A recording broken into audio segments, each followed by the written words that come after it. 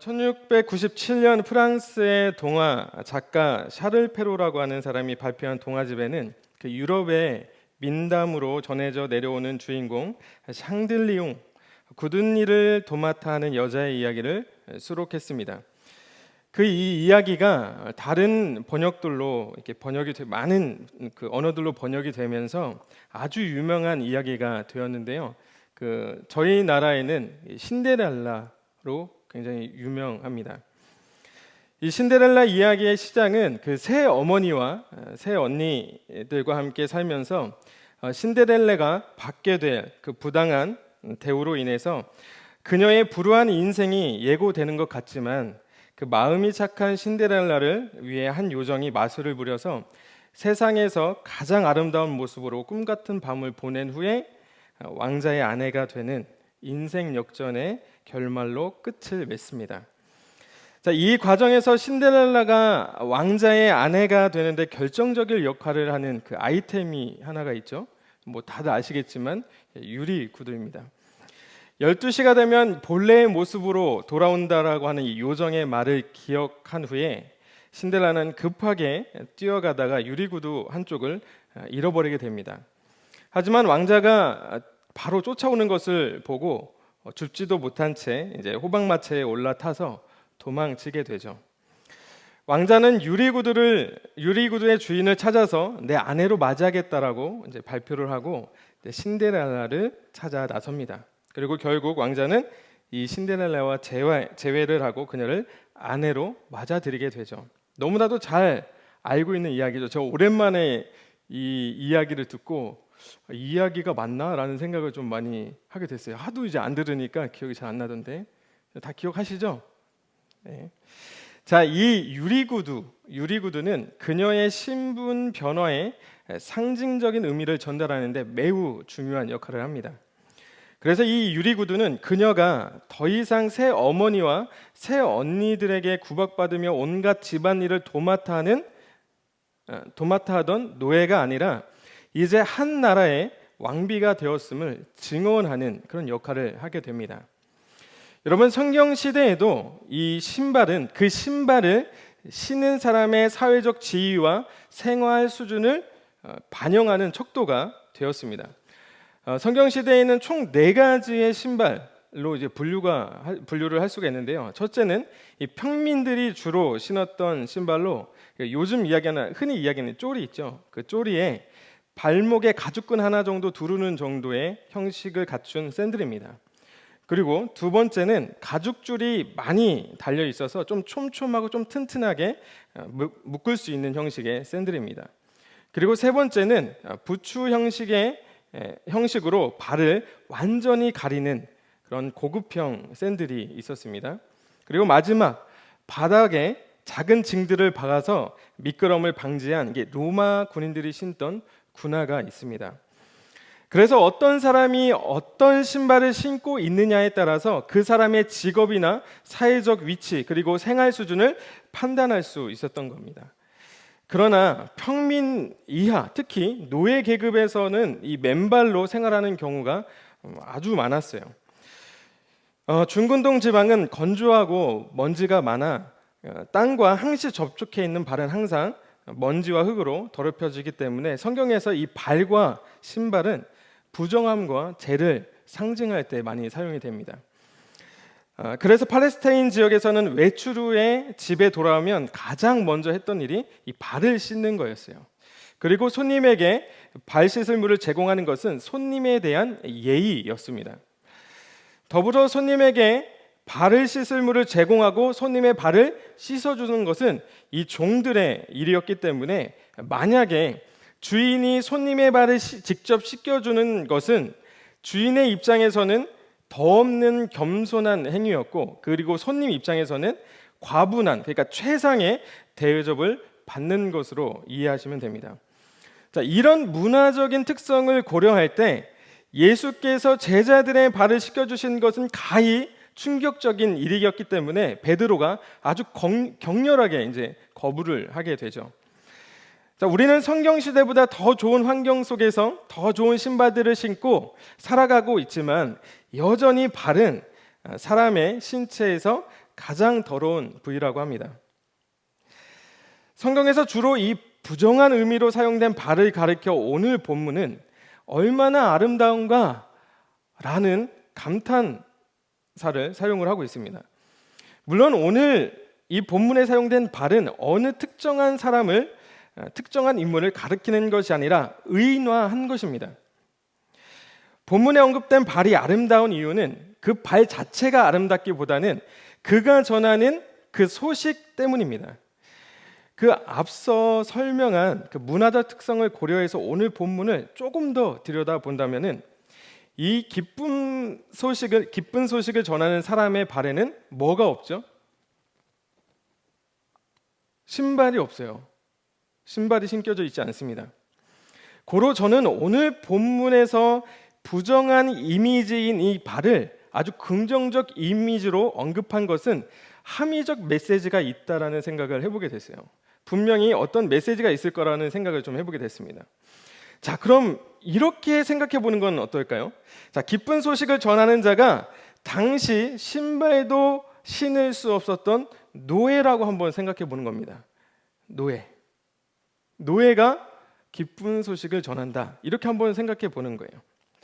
여러분, 가난과 죄와 삶의 여러 문제들로부터 고통당하면서 세상의 노예로 살아왔습니다. 내가 신을 신발이 없어서 땅에 온갖 더러운 먼지와 오물들 가운데로 뒤덮여 있고 발에는 상처투성이지만 주인이 신지 않는 신발을 매일 들고 다녀야만 하는 그 처지인 거예요. 씻을 물을 대접받기는커녕 스스로 자신의 발을 씻으며 상처난 자신의 발을 들여다보면서 자신의 처지와 존재를 저주하며 살았을지도 모릅니다. 그렇게 자신의 삶을 비관하고 있을 때 한 사람이 찾아와서 자신의 발을 씻기기 위해서 무릎을 꿇는 거죠. 아마 이때 노예는 기겁하면서 이렇게 말했을 것 같아요. 선생님, 내 발은 너무 더럽습니다. 선생님이 제 발을 씻기는 게 아니라 제가 선생님의 발을 씻겨야 하는 종입니다 라고 말했을 거예요. 그러자 그분이 이렇게 대답합니다. 내가 너를 씻겨주지 않으면 너는 나와 아무 상관이 없다. 그리고 발에 묻은 더러운 먼지와 오물들을 깨끗하게 씻겨주시면서 발에 난 상처들을 보시고 위로해 주십니다. 태어나서 이런 대접은 처음 받아본 적이 없습니다. 위로를 받아본 적도 없습니다. 여러분, 태어나면서부터 노예로 태어나서 사랑을 해본 적도 없습니다. 누가 먼저 다가온 적도 없고 사람을 사귀어 본 적도 없어요. 여러분, 가난과 죄와 삶의 여러 문제들로부터 고통당하면서 인간 이하의 존재로 취급을 받았는데 인간으로서 최상의 대접을 받았습니다. 그리고 이 행동을 통해 서로에게 의미 있는 존재가 되었습니다. 사랑하는 여러분, 예수님이 내 발을 씻겨주지 않으면, 예수님이 내 발을 씻겨주지 않았다면 나는 예수님과 아무런 관계가 없습니다. 예수님이 나의 죄를 씻어주지 않으셨다면, 나의 죄의 문제를 해결해 주기 위해서 십자가에 달려 돌아가시지 않으셨다면 예수님은 나와 아무런 관계가 없습니다. 혹 오늘 주님이 여러분들을 찾아와 내가 너와 상관이 있는 존재가 되길 원한다, 내가 오늘 너의 발을 씻겨주길 원한다 말씀하실 때 여러분들의 발을 내어드릴 수 있는 그런 여러분들 되시기를 주님의 이름으로 축복합니다. 여러분, 기쁜 소식을 전하는 사람의 발은 예수님 때문에 아름다운 발이 된 거예요. 예수님과 아무런 관계없는 자가 전하는 소식이 어찌 기쁜 소식이 되겠습니까? 평화를 모르는 자가 평화의 소식을 전하는 것이 어떻게 기쁜 소식이 되겠어요? 구원을 받아본 적이 없는 자가 구원의 소식을 전하는 것이 어떻게 구원의 기쁜 소식이겠습니까? 하나님의 다스림을 받아본 적이 없는 자가 하나님의 통치를 전하는 것이 어떻게 기쁜 소식이겠어요? 그런데 오늘 이 기쁜 소식을 전하는 자가 외쳤던 첫 번째는 평화를 외쳐요. 여러분, 성경에서 평화는 이 샬롬이라는 단어를 사용을 하게 되는데, 근심이나 고통이 없는 평온한 상태만을 뜻하는 것이 아니라 하나님과의 끊어지지 않는 상태를 말하는 겁니다. 끊어졌던 하나님과의 관계가 회복된 상태를 이야기하는 거예요. 서로 다퉜는데 싸웠다가 등지고 있다가 화해한 상태, 그 상태를 말하는 겁니다. 그것이 바로 평화예요. 그런데 골로새서 1장 20절은 이 평화를 그리고 이 화해를 어떻게 표현하느냐? 자, 이렇게 세번역 성경으로 제가 읽어드릴게요. 그분의 십자가의 피로 평화를 이루셔서 그분으로 말미암아 만물을 곧 땅에 있는 것들이나 하늘에 있는 것들이나 다 자기와 기꺼이 화해시키셨습니다. 잘못은 내가 했는데 하나님께서 지금 먼저 손을 내미시는 거예요. 여러분, 사람들과의 평화를 원했던 것은 우리가 아닙니다. 인간이 아니에요. 사람들과의 평화, 사람들과의 그 관계를 회복하기를 원하셨던 것은 하나님이십니다. 그리고 이 하나님께서 예수 그리스도를 통해서 화해의 손을 내미신 거예요. 여러분, 그 손을 잡으면 하나님과의 평화 협정이 맺어지는 겁니다. 여러분, 사랑하는 여러분, 평화로운 삶을 원하십니까? 여러분, 평화로운 삶을 원하세요? 어떤 평화로운 삶을 원하십니까? 근심과 걱정이 없는 그런 평온한 상태, 여러분, 그런 평화로운 삶을 여러분 원하십니까? 여러분, 만약 오늘 제가 말하고 있는, 그리고 성경에서 이야기하고 있는 끊어지지 않는 하나님과의 평화로운 삶을 원하신다면 오늘 그리스도를 붙잡는 여러분 되시기를 주님의 이름으로 축복합니다. 그러면 여러분, 땅의 평안이 아니라 하늘의 평안의 회복이 우리에게 주어질 줄로 믿습니다. 주종의 관계가 아닙니다. 이제 아버지와 자녀의 관계가 되는 거예요. 주인과 종의 관계가 아니라 내가 예수 그리스도의 손을 붙잡는 그 순간 하늘의 평화, 아버지와 자녀의 관계가 맺어지는 겁니다.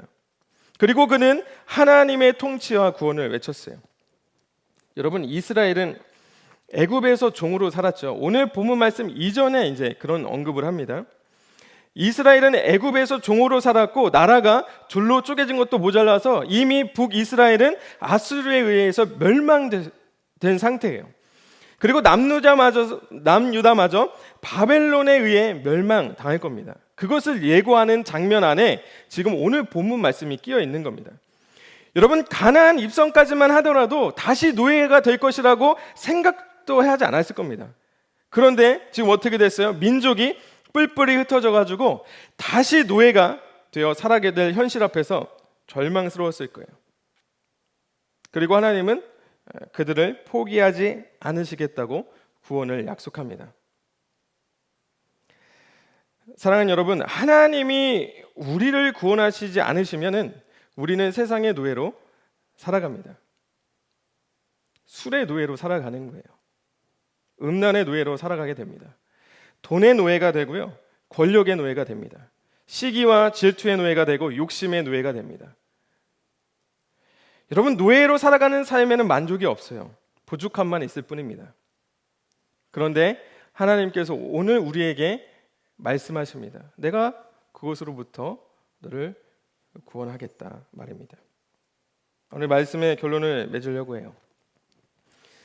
사랑하는 여러분, 하나님이 주시는 세 번째 영적 전투복은 평안의 복음이 준비한 신발입니다. 여러분, 우리의 현실을 한번 보십시오. 여러분, 세상에서 내 힘으로 해결할 수 없는 죄와 삶의 여러 가지 문제에 얽매여서 신발도 없이 온갖 오물과 먼지들과 상처를 입어가면서 맨발로 세상을 살아가고 있지 않습니까? 돈의 노예가 되어가지고, 여러분, 음란의 노예가 돼서, 술의 노예가 돼서, 욕심의 노예가 돼서, 시기의 노예가 돼가지고 맨발로 여러분 살아가고 있지 않으세요? 여러분, 마치 누가복음의 아버지의 집을 떠나서 세상에서 모든 것을 탕진한 채 아버지도 없고 돌아갈 집도 없는 것처럼, 여러분, 맨발로 세상을 떠돌아다니는 둘째 아들처럼 여러분, 맨발의 그리스도인으로서 여러분 살아가고 있지 않습니까? 여러분, 돌아갈 집이 없으세요? 돌아갈 아버지가 없으십니까?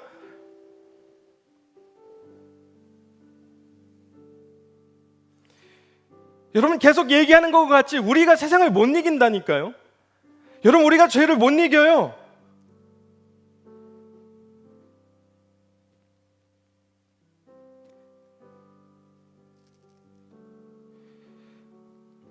혈과 육을 상대하는 것이 아니고 눈에 보이는 상대를 상대하는 것도 아닙니다. 눈에 보이지 않는 악한 마귀와의 싸움이기 때문에 하나님이 아니고는, 예수님이 아니고는 우리는 이길 수 없습니다. 여러분 우리의 싸움이 아니고 하나님의 싸움이에요. 내가 싸우려고 하니까 지는 거예요. 내가 싸우려고 하니까 이길 수 없다니까요. 우리는 세상을 절대로 이길 수 없습니다. 죄를 이길 수 없어요. 무엇으로 여러분 싸우시길 원하세요? 무엇을 가지고 가진 게 없는데? 여러분 안에 예수 그리스도의 흔적이 있습니까? 예수 그리스도의 보혈의 능력이 있습니까? 예수 그리스도의 이름의 권세가 있습니까? 여러분 그게 있어야 이기는 거예요. 그게. 그럼 무엇으로 싸우실 거예요?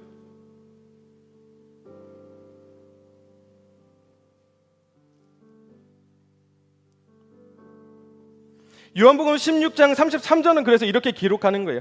너희가 내 안에서 평화를 얻게 하라는 것이다. 너희는 세상에서 환난을 당할 것이다. 그러나 용기를 내어라. 내가 세상을 이겼다. 아멘. 여러분 그리스도인은 세상에서 환난을 안 당합니까? 그리스도인들은 세상에서 환난을 안 당합니까? 누가 그래요? 여러분 아니에요. 그리스도인도 세상에서 환난을 당합니다. 환난이 있습니다. 고난도 있습니다. 그런데 두려워하지 말라는 거예요. 왜냐하면 예수님이 세상을 이겼기 때문입니다. 예수 그리스도 안에 있으면 죄도 사망도 끊을 수 없는 하나님과의 평화를 누리게 된다. 그걸 이야기하는 거예요. 여러분 우리가 힘든 게 무엇입니까? 우리가 힘든 게, 여러분 하나님이 보이지 않고 하나님과의 관계가 끊어진 것 같고 하나님이 나와 관계없는 분처럼 느껴질 때 그게 가장 힘들지 않아요?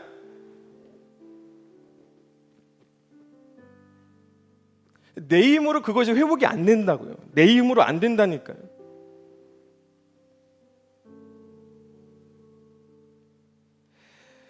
여러분 맨발로 떠돌던 둘째 아들이 아버지의 종이라도 살아야겠다, 종으로라도 내가 살아야겠다라고 마음먹고 집으로 돌아갑니다.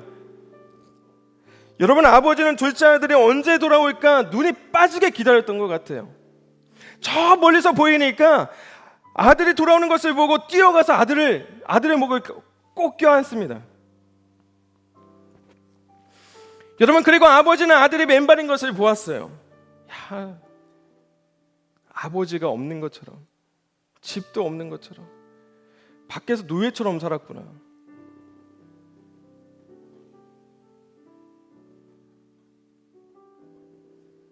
그러니까 아버지가 해주신 게 뭐예요? 노예처럼 떠들던 그 발에 가장 좋은 신발을 신기는 거였어요. 여러분 성경에서 신발을 신는다는 것은 여러 가지 의미가 있지만은 신발을 신는다는 것은 신분의 지위와 권리를 회복한다는 것을 의미합니다. 아들이 오갈 데가 없어가지고, 비록 필연적으로 아버지가 살아있는데도 불구하고 유산을 다 가지고 나가서 다 탕진하고 오갈 데가 없어가지고 이제 그냥 아버지 종으로라도 살아야겠다고 하고 가니까 아버지가 가장 좋은 것으로 주시는 거예요. 아버지의 아들의 신분과 권리를 회복한 겁니다. 사랑하는 여러분, 혹시 여러분들 맨발의 그리스도인으로 살아가고 계시진 않으세요? 아버지가 있는데 아버지가 없는 것처럼, 돌아갈 집이 있는데 돌아갈 집이 없는 것처럼 세상의 노예가 돼가지고 여러분 살아가고 있지 않습니까? 그리스도인이라고 불리기는 하나 행색을 보니, 꼬라지를 보니 아주 그냥 발은 더러워서 볼 수 없는 맨발의 그리스도인으로 살아가고 있지 않습니까? 여러분 아버지께서 기다리고 계십니다. 아버지께서. 여러분 돌아가기만 하면 여러분에게 가장 좋은 신발을 신겨 주실 거예요. 여러분 맨발의 그리스도인, 세상의 노예로 살아가는 그리스도인이 아니라 아버지가 준비한 신발을 신으시는 그런 저와 여러분들 되시기를 주님의 이름으로 축복합니다.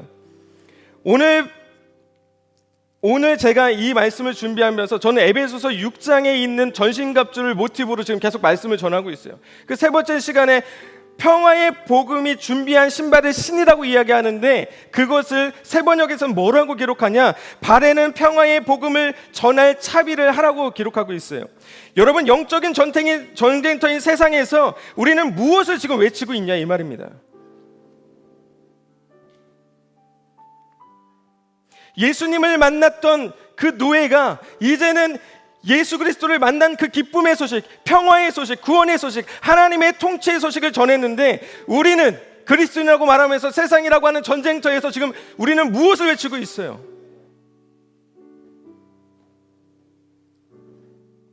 여러분, 영적인 전쟁터에서 우리가 외쳐야 하는 소식은 여러분 예수 그리스도의 승리인 줄로 믿습니다. 예수님이 승리하셨으면 우리가 외쳐야 돼요.